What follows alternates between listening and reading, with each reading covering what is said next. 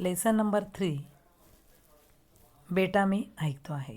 ये लेसन मैंने 4 वीडियो में तुम लोग को भेजे होंगे कि लेसन बहुत बड़ा है और हर एक पैराग्राफ का आपको मीनिंग के साथ वो पढ़ के एक्सप्लेन भी की हूँ। उम्मीद करती हूँ कि आपको ये लेसन समझ में आया होगा, और नहीं समझा है फिर भी तुम लोग 3-4 बार वो वीडियो देखो, ठीक है। इसका स्वाध्याय मतलब टेक्स्ट बुक के नीचे जो क्वेश्चन आंसर है ये अब हम लोग देखने वाले हैं। अभी ये जो क्वेश्चन आंसर है एज इट इज़ तुम लोग को नोटबुक में कॉपी करने हैं। इसके नीचे ये पीडीएफ में भी मैं एक्सप्लेन कर रही हूँ, यही पीडीएफ में वीडियो के नीचे भी भेजने वाली हूँ, उसको आप ॲज इट इज कॉपी करोगी। प्रश्न पहिला बघूया। योग्य पर्याय ओळखून वाक्य पूर्ण करा। आता योग्य पर्याय मतलब क्वेश्चन है और उसके आंसर में 4 पर्याय या 4 ऑप्शंस दिए हैं, उस ऑप्शन के हिसाब से उसमें क्या चॉइस करके आंसर आपको लिखना है। लेखकांना शिरीषला कार्यक्रम द्यायचा नव्हता कारण तो नुकताच शिकायला आला होता, त्याला वाद्य वाजवता येत नव्हते। 3, नुकताच शिकायला आल्याने विद्यालयाचे नाव बदनाम होण्याची शक्यता होती। 4, तो कलेच्या प्रांतातला नौखा मुसाफिर होता। अब ये चारों में से आंसर है नंबर 3। लेखक जो है उनको शिरीष उसको प्रोग्राम नहीं देने का था। क्यों नहीं देने का था? थर्ड आंसर है उसका, नुकताच शिकायला आल्याने विद्यालयाचे नाम बदनाम होण्याची शक्यता होती, क्योंकि वो नुकताच मतलब न्यू कमर था और उसको प्रोग्राम दिया तो अपने स्कूल का नाम बदनाम हो सकता है। ये लेखक को टेंशन था, इसलिए उनको शिरीष को कार्यक्रम नहीं देना था। सेकंड, लेखकांना आजपर्यंत बसला नव्हता तेवढा धक्का बसला कारण लेखकांना आजपर्यंत बसला नव्हता तेवढा धक्का बसला कारण 12 वर्षाचा मुलगा शांतपणे वाजवत होता। सेकंड, ऐनवेळी कार्यक्रमाला हजर राहून शिरीष एवढे सुंदर वाजवत होता। 3, शिरीषचा चेहरा पूर्वीच्या आत्मविश्वासाने न्हाऊन निघाला होता। आणि 4, मात्रेचाही फरक न करता शिरीष गांगरला। आंसर है नंबर 1, 12 वर्षाचा मुलगा शांतपणे वाजवत होता। लेखक आता ये आंसर नंबर 1 ही ऑप्शन है, वो आपको समझ में आया है। सेकंड क्वेश्चन देखेंगे। प्रश्न दूसरा, ये टेक्स्ट बुक के नीचे ही क्वेश्चन आंसर है। आकृतिबंध पूर्ण करा। आता आकृति मतलब लोग को मैं बोली हूँ एग्ज़ाम में ऐसे ही आती है, आकृति पूर्ण करा, और जो स्क्वायर है चौकटी उसमें तुम लोग को आंसर लिखने रहता है। शिरीषचा स्वभाव वैशिष्ट्ये, और 4 स्क्वेअर में तुम लोग को आंसर लिखना है। आता शिरीषचे स्वभाव कोणता कसा स्वभाव होता आपण प्रत्येक पॅरेग्राफामध्ये शिरीषचा एक्सप्लेन केलेला आहे की तो वडिलांबरोबर जेव्हा येतो तेव्हा हजरजबाबीपणा त्याच्याकडे होता, तो त्या लेखकांना नाव वगैरे विचारतो, बरोबर, म्हणजे धीटपणा। मग शिरीषचे स्वभाव वैशिष्ट्य कुठले आहेत? 1, धीटपणा, दुसरा आहे आत्मविश्वास, तिसरा आहे दांडगी आकलन शक्ती, आणि चौथा आहे ध्येयवेडी वृत्ती। तुम्ही हे answer as it is copy करायचे आहेत। प्रश्न तिसरा, जोड्या जुळवा, मॅच द कॉलम। पुढील 2 चौकटीतील शब्दांचा सहसंबंध ओळखून जोड्या लावा। आता ह्या जोड्या पाठात आलेले शब्दच आहेत, कळलं? ये जो वर्ड है वो लेसन में आए हुए वर्ड है, वो अपोजिट वर्ड तुम लोग को इधर लिखने हैं। धीट, हजर, सुंदर, स्तुती, आणि दूसरा है भीतरा, गैरहजर, कुरूप आणि निंदा। आमने सामने वर्ड्स दिए हैं, उनको अ और ब कॉलम में सही से लिखना है. तर धीट काय येईल? भित्रा. हजर गैरहजर. सुंदर कुरूप. स्तुती निंदा. पुढील प्रश्न बघूया. खालील परिणामाबाबतच्या घटना लिहा. आता ये देखो, ये आंसर भी स्क्वायर में ही तुम लोग को लिखने के लिए दिया है. परिणाम काय विचारलेत आणि घटना विचारली. अभी परिणाम मतलब क्या, की कुठल्या घडल्यानंतर त्याचे परिणाम दिसून आलेले आहेत. तर ते घटना कोणत्या की ज्याच्यामुळे हे परिणाम झालेले आहेत. जो इंसिडेंट हुआ उसके बाद जो इफ़ेक्ट हुआ है वो पहले दिए हैं. परिणाम मतलब इफ़ेक्ट, घटना मतलब इंसिडेंट. आता पहला इफ़ेक्ट क्या है वो पहले दिए हैं, और कौन सी घटना से ये इफ़ेक्ट हुआ वो आप लोग को लिखना है. वडिलांच्या चेहऱ्यावर तृप्तीचे समाधान होते. कब ऐसे हुआ? लेखक के पिताजी किंवा शिरीषचे नाना, त्यांच्या चेहऱ्यावर तृप्तीचे बहुत समाधान था. कभी? लेखकाने 20 मिनिटं पिलू रागातील गत व्हायोलिनवर वाजवून दाखवली. ये घटना, ये इंसिडेंट था, इसकी वजह से इसके पिताजी बहुत खुश थे. मतलब उनको ऐसा लगा कि सही में ये मस्त पिलू राग के वायलिन पर बजा के दिखा रहे, मतलब ये उनको बहुत कुछ आता है. मैंने शिरीष को ट्यूशन के लिए लेके आए थे ना उसके पास, तो ये देख के बहुत खुश हो गए थे. दुसरं, शिरीषला वारंवार खेद वाटायचा. ये इफेक्ट आहे. कभी खेद वाटायचा, कब दुःख होता था? नाना बहिरेपणामुळे शिरीषची वादनातील प्रगति कौशल्य ऐकू न शकणे. अभी नाना जो थे वो बहिरे मतलब सुन नहीं सकते थे. और शिरीष जब भी हर कोई धुन बजाता था शिरीष वायलिन पे, तो नाना नहीं सुन सकते थे क्योंकि वो बहिरे के या सुन नहीं सकते थे. इसलिए शिरीषला वारंवार खेद वाटायचा, इसलिए उसको बहुत दुख होता था. अभी नेक्स्ट क्वेश्चन है जोड़ा लावा. ये मैंने डायरेक्ट आंसर लिख के दी हूँ. जोड़ा लावा क्वेश्चन टेक्स्ट बुक में है. मैच द कॉलम है. समानार्थीच्या जोडा लावा आहेत. कोलाहल गोंधळ, तरेवाहिक विचित्र, आगतिक गरजू, मुसाफिर प्रवासी. पाचवा है उद्युक्त प्रेरित. मैच द कॉलम है. कोई भी क्रॉस कनेक्शन ऐसा है, कोलाहल गोंधळ और लाइन खींच दी, ऐसे ऐसे मैच द कॉलम करेगा नहीं.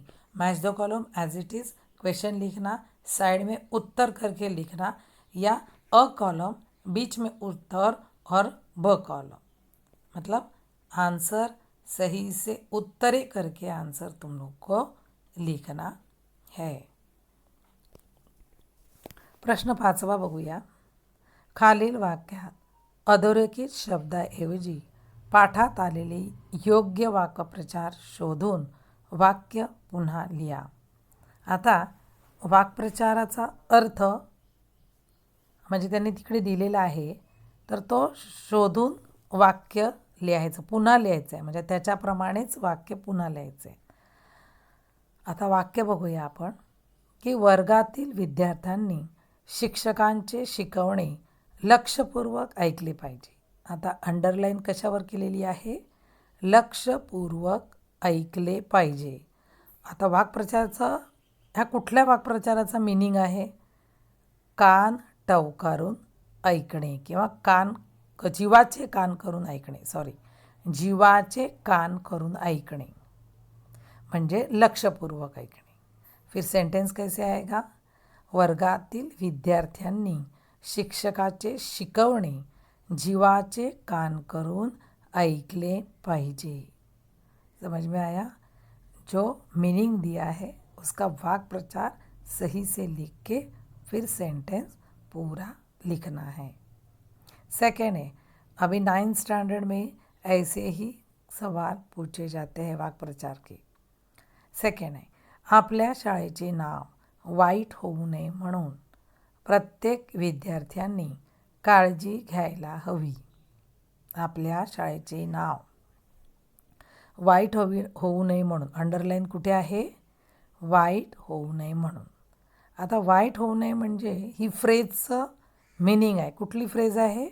खराब होऊ न देणे, म्हणजे वाईट होऊ न देणे.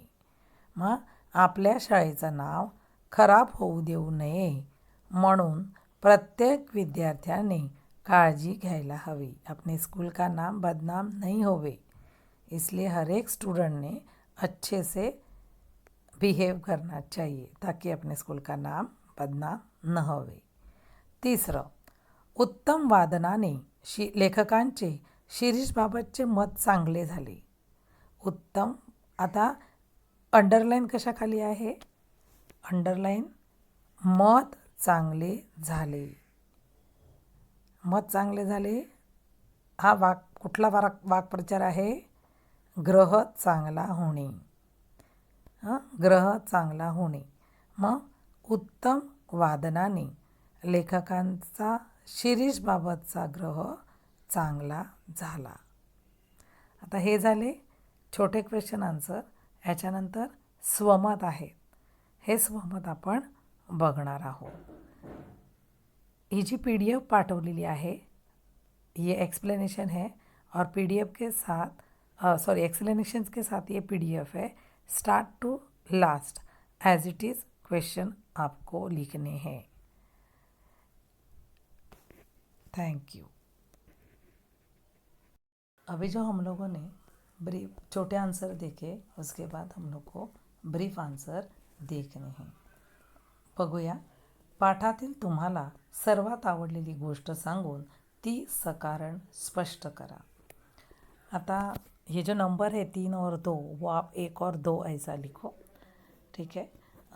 बघूया कि लेसन में तुम लोग को कौन सी चीज़ या कुठली घटना या कुठला प्रसंग आपको बहुत अच्छा लगा, उसके बारे में लिखना है. अभी लेसन में बहुत सारी घटनाएं हुई है शिरीष के साथ. शिरीष अपने पिताजी के साथ लेखक के पास संगीत कला सीखने, वायलिन सीखने आता है, तभी का प्रसंग है. या पहले जो दिन में प्रोग्राम था, फर्स्ट पैराग्राफ जो है टेक्स्ट बुक में, जो भी घटना आपने लेसन सही से पढ़ना है और आपको पता चलेगा कि सही में ये घटना मुझे बहुत पसंद आई है. तो इसके बारे में हम लोग लिखेंगे. काय दिलं आहे बघा की 2 महिन्याच्या गैरहजेरीनंतर लेखक शिरीष कार्यक्रमाच्या दिवशी येतो.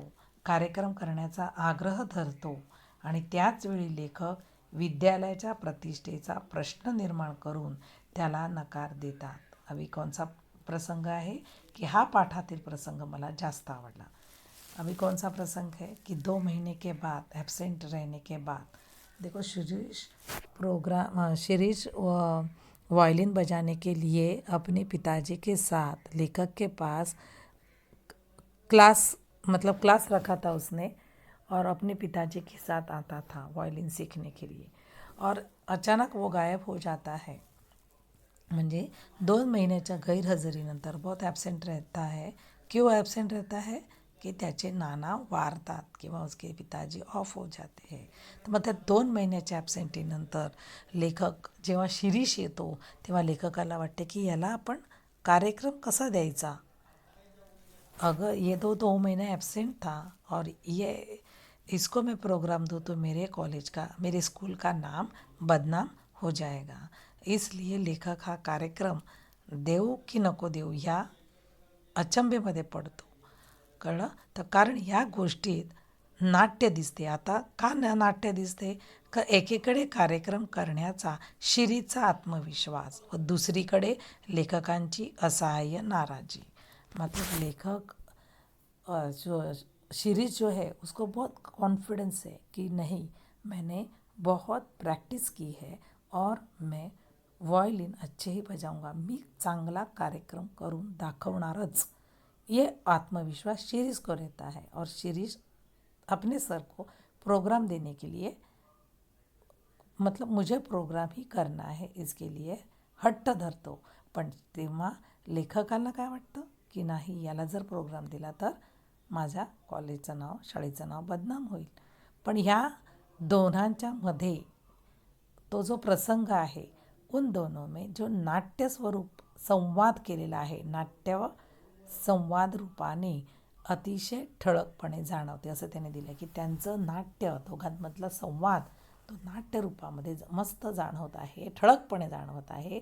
शेवटी लेखक शिरीषची विनंती मान्य करतात और लास्ट में वो शिरीष जो बोलता है किंवा शिरीष का कहा मानते हैं लेखक की त्याला कार्यक्रम हवा असतो आणि मग लेखक तो कार्यक्रम करण्यासाठी त्याला सांगतात. तेव्हा खऱ्या शिक्षकाच्या मनातील यहाँ एक शिक्षक के मन में अपने शिष्य के प्रति जो प्रेम है ये प्रेमभाव दिसून येतो. काय सांगितलं की शिक्षकाच्या मनामध्ये आपल्या विद्यार्थ्यांबद्दल जे प्रेम आहे तो प्रेमभाव या प्रसंगातून दिसून येतो. म्हणून मला हा पाठातील हा प्रसंग खूप आवडला आहे. पुढचा क्वेश्चन बघूया.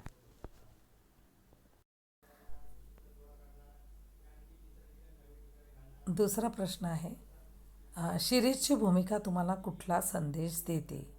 एखादी कला आत्मसात करायची असेल तर तन मन एकाग्र करून निष्ठेने कार्य करायला हवे. एखादी कला आत्मसात करायची असेल, कौन सी भी कला आपने को अगर सीखनी है तो उसके लिए क्या करना है, तन मन धन एकाग्र करून बहुत मेहनत के साथ हम लोग को ये काम करना है. उच्च आत्मविश्वास व अपार मेहनत यांची सांगड घातली तर तुम्ही कला संपादन करण्यात यशस्वी होता. जैसे शिरीष ने बहुत मेहनत की है, उच्च आत्मविश्वास, उसको सेल्फ कॉन्फिडेंस था कि सही में मैं क्या करूँगा, ये कर सकता हूँ. मेरे पिताजी नहीं रहे फिर भी उनके लिए मुझे क्या करना है, वायलिन बजाना ही है. मतलब उसको एक उच्च आत्मविश्वास था और उसने क्या किए है, बहुत मेहनत की. इसलिए लेखक इकडे काय सांगतात की खरोखर तुम्ही खूप आत्मविश्वास आणि मेहनत घेतली तर तुमची कला संपादन करण्यामध्ये तुम्ही यशस्वी व्हाल. आवडीचे रूपांतर निष्ठेत होते व सरावाचे रूपांतर प्रेमात झाले की कलेची सिद्धि प्राप्त होते. मतलब बहुत मेहनत करने के बाद निष्ठा, मतलब जो पसंद है अपने को चीज़ उसके बारे में उसके लिए जो करना है और सराव मतलब बहुत प्रैक्टिस की तो वो चीज़ हमें हासिल होती है. मतलब कलेची सिद्धी प्राप्त होते. वही कला मुझे संपादक किंवा ती कला मी संपादन करू शकतो. हा संदेश शिरीषची भूमिका आपल्याला देते. हे दोन्ही, सॉरी मी 3 बोलले सुरुवातीला, पण हे दोन्ही क्वेश्चन आन्सर आपण लेसन नोटबुकमध्ये लिहायचे आहे.